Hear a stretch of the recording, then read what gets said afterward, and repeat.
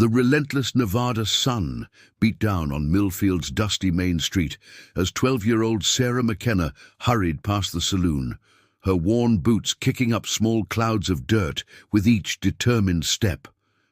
The summer of 1887 had been particularly harsh, and the drought had left the surrounding ranches struggling to keep their cattle alive. But Sarah's concerns lay far from the dying grasslands.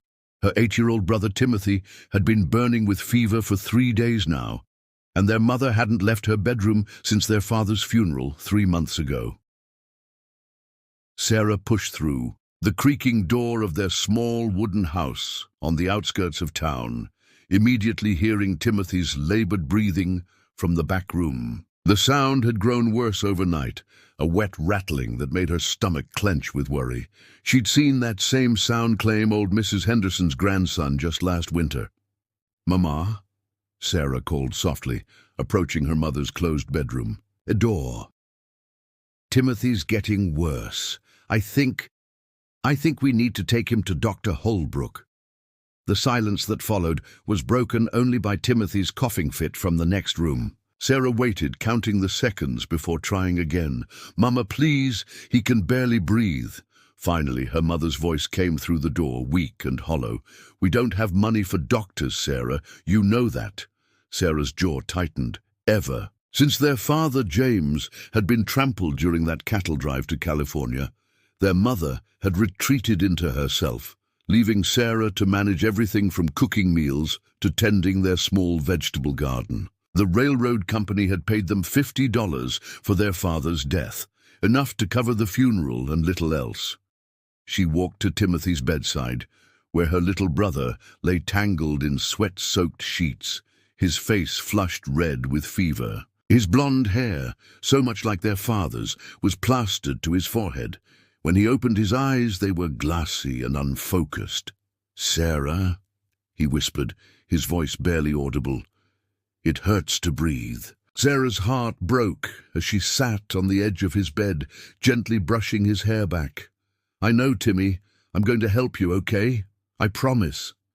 She spent the rest of the afternoon trying everything she could think of. Cool cloths on his forehead, the last of their willow bark tea for the fever, even opening all the windows to create a cross breeze. But as evening approached and Timothy's breathing became even more labored, Sarah realized she was fighting a battle she couldn't win alone. That night, as she sat watching over Timothy by candlelight, Sarah made a decision that terrified her. Tomorrow, she would take Timothy to Dr. Holbrook's office, money or no money. She would beg if she had to. She would promise to work off any debt. She would do whatever it took, because losing Timothy wasn't an option she could accept. The morning sun cast long shadows across Millfield's main street as Sarah helped Timothy walk slowly toward Dr. Holbrook's office. Her brother's fever had worsened overnight, and he leaned heavily against her, stopping every few steps to catch his breath. Several townspeople turned to stare as they passed, whispering among themselves about the McKenna children walking alone. Dr. Holbrook's office occupied the ground floor of a 2-story building next to the general store, its windows clean and its wooden sign freshly painted, a stark contrast to the weathered buildings surrounding it. Sarah's stomach churned as she helped Timothy up the 3 steps to the door, knowing she was about to face the one man in town who held her brother's life in his hands. The waiting room was empty except for Mrs. Patterson, the banker's wife, who sat primly in a chair reading a newspaper. She looked up when Sarah and Timothy entered, her expression immediately shifting to one of disapproval. "I don't think you children belong here," Mrs. Patterson said coldly. "This is a respectable medical practice." Before Sarah could respond, Dr. Holbrook emerged from his examination room, a tall, thin man with graying hair and wire-rimmed spectacles. His white coat was immaculate, and his hands were soft, the hands of a man who had never done manual labor. "What's this?" Dr. Holbrook asked, looking from Sarah to Timothy with obvious irritation. "I don't recall scheduling an appointment." "Please, sir," Sarah said, her voice steadier than she felt. "My brother Timothy is very sick. He has a terrible fever and can barely breathe. We need your help." Dr. Holbrook's expression hardened. "And payment? The McKenna family hasn't settled their account from when I treated your father's broken arm last spring. That was before he died, of course, but debts don't die with the debtor." Sarah's face flushed. We don't have money right now, but I can work. I can clean your office or help with other patients or—" "This is a medical practice, not a charity," Dr. Holbrook interrupted sharply. "I have overhead costs, medical supplies to purchase, and a reputation to maintain. I cannot simply treat every vagrant who walks through my door." Timothy swayed on his feet, and Sarah caught him before he could fall.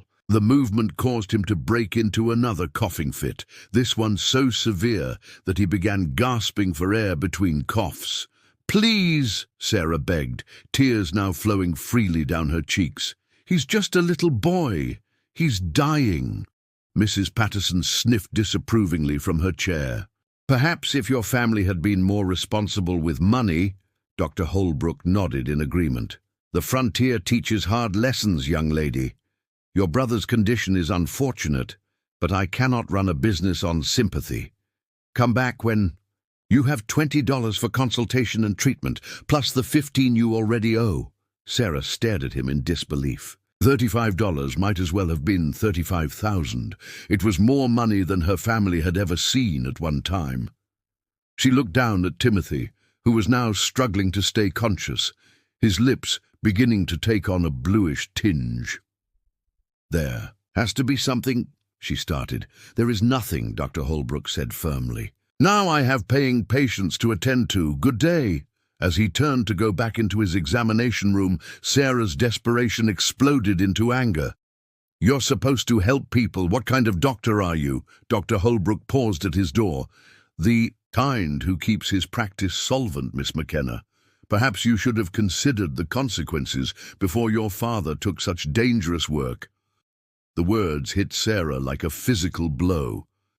As Mrs. Patterson clucked her tongue in disapproval, Sarah helped Timothy toward the door, her mind racing.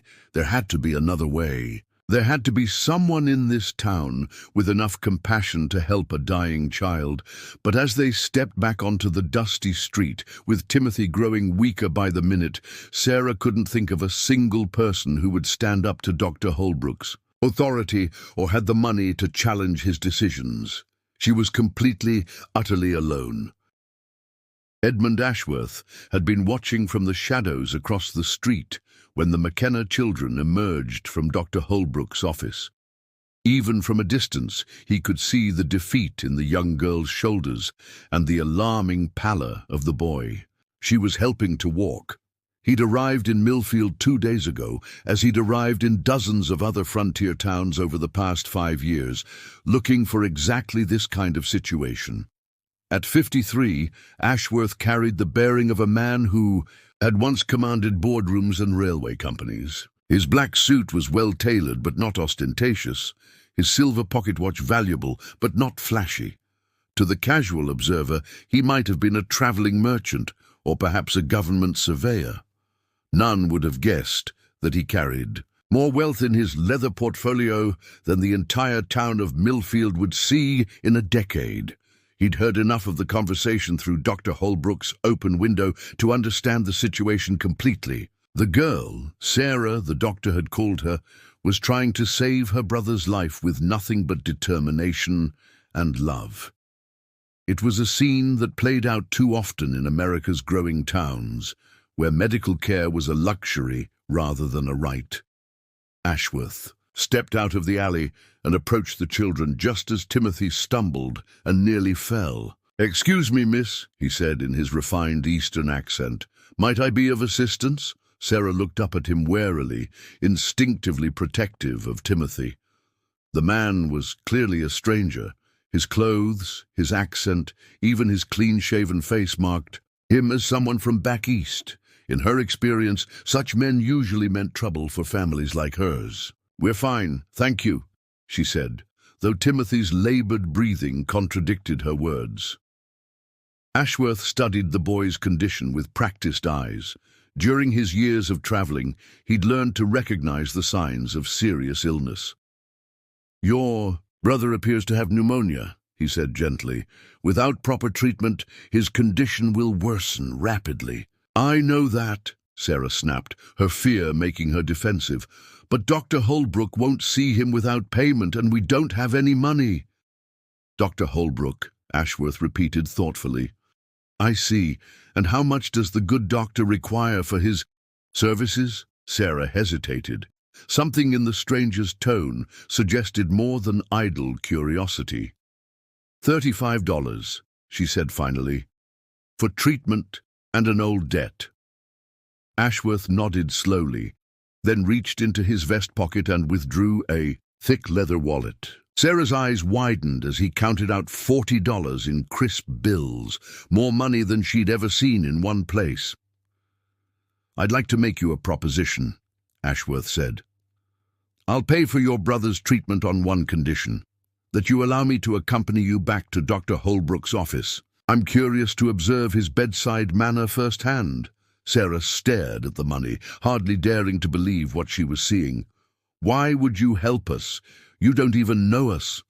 For a moment, Ashworth's composed expression faltered, and Sarah caught a glimpse of old pain in his eyes. "Let's just say I understand what it's like to lose someone for want of medical care." Timothy coughed weakly, and Sarah made her decision. "All right, but I don't understand why you want to watch Dr. Holbrook work." Ashworth smiled, but there was something calculating in his expression. "Call it professional interest." When they returned to Dr. Holbrook's office, Mrs. Patterson was still in the waiting room, though she was now accompanied by two other well-dressed women. All three looked scandalized when Sarah and Timothy entered again, this time followed by the distinguished stranger. Dr. Holbrook emerged from his examination room, clearly annoyed. "I thought I made myself clear." "Dr. Holbrook," Ashworth interrupted smoothly, stepping forward. "I understand there's been some confusion about payment. I'd like to settle the McKenna family's account." The doctor's demeanor changed instantly at the sight of Ashworth's expensive clothes and educated speech. "Of course, sir. That would be $35 total." Ashworth placed the money on the counter. "I trust this young man will receive your very best care." "Absolutely," Dr. Holbrook replied, though his smile seemed forced. "Right this way, young Timothy." As Timothy was led into the examination room, Ashworth settled into a chair to wait, his sharp eyes taking in every detail of the office.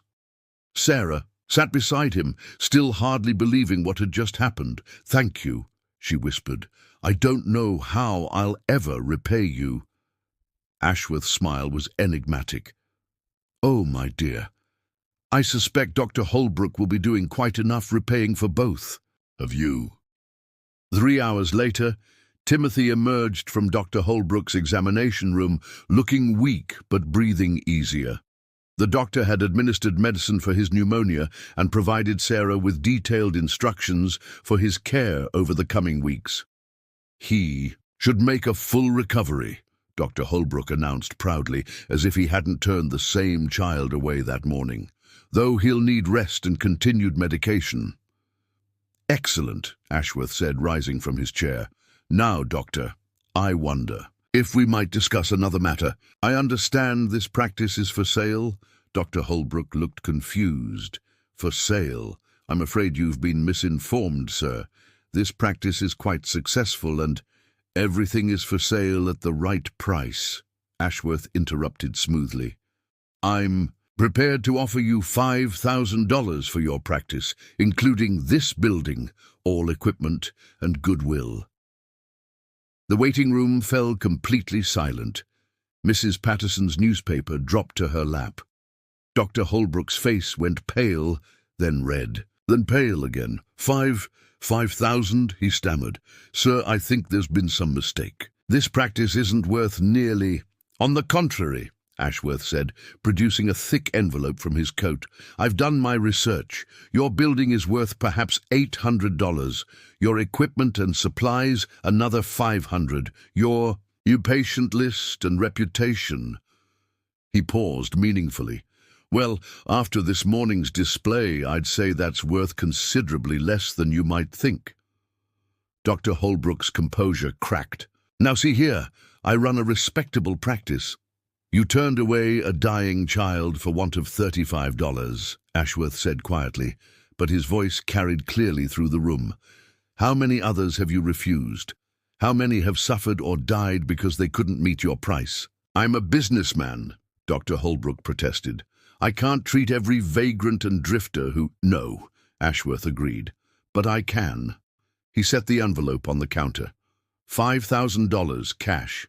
You can take it and leave Millfield to start fresh, somewhere else, or you can stay and watch me open a competing practice across the street, one that treats patients based on need rather than ability to pay. Dr. Holbrook stared at the envelope, then at Ashworth, clearly trying to assess whether the stranger was serious. "You're not a doctor," he said finally. "No," Ashworth agreed, "but I can hire doctors. Good ones, doctors who remember why they chose their profession in the first place." The silence stretched until Mrs. Patterson cleared her throat nervously. "Dr. Holbrook, perhaps you should consider the gentleman's generous offer." Sarah watched in amazement as Dr. Holbrook's resistance crumbled. The man who had seemed so powerful and untouchable that morning now looked small and uncertain. I'll need time to consider," Dr. Holbrook said weakly. "Of course," Ashworth replied graciously. "You have until tomorrow morning. After that, I'll assume you've declined and proceed accordingly." As they left the office, Timothy walking slowly but steadily between Sarah and Ashworth, Sarah finally found her voice. "Who are you?" she asked. "Really?" Ashworth was quiet for a long moment. "My name is Edmund Ashworth. I used to build railroads. Now I try to build something more important. Hope." "But why?" Sarah pressed. "Why help people you don't even know?" They had reached the McKenna house, and Ashworth helped Timothy up the front steps. "I had a daughter once," he said softly. "About your age. She died of scarlet fever because I was too proud to take her to a doctor who would treat poor families. I was wealthy even then, but I thought associating with such a doctor would damage my reputation." Sarah felt tears sting her eyes. "I'm sorry. By the time I swallowed my pride and found proper care, it was too late." Ashworth's voice was steady, but Sarah could hear the old pain underneath. "I've spent the last 5 years trying to make sure no other child dies for want of medical care." "And Dr. Holbrook, will he really sell?" Ashworth smiled, and for the first time it reached his eyes. "Oh, yes, men like Dr. Holbrook are ultimately practical. He'll take the money and convince himself he's the victim in all this." True to Ashworth's prediction, Dr. Holbrook sold the practice the next morning. Within a month, Ashworth had hired Dr. Margaret Harrison, a young physician from San Francisco who had trained in the East and believed passionately in treating patients regardless of their circumstances. The Millfield Community Medical Practice opened its doors with a simple policy posted prominently in the waiting room. All patients treated according to medical need, payment arrangements available. Sarah often stopped by to help Dr. Harrison with patients, learning basic medical skills that she hoped to use when she was older. Timothy recovered completely and grew into a strong, healthy boy who never forgot the kindness that had saved his life. And Edmund Ashworth. He stayed in Millfield just long enough to ensure the new practice was well established, then disappeared one morning as quietly as he had arrived, leaving only a substantial endowment to ensure the clinic's future. Sarah never saw him again, but she never forgot the lesson he had taught her, that sometimes the most powerful thing one person can do for another is simply to care enough to act. Years later, when Sarah had become a teacher and Timothy a respected rancher, they would tell their children about the mysterious stranger who had shown them that mercy was not weakness, but the strongest force in the world. And in a dozen other frontier towns across the American West, similar stories were told of a well-dressed stranger who appeared when desperate families needed him most, proving again and again that hope could triumph over indifference, and that one person's compassion could change an entire community forever.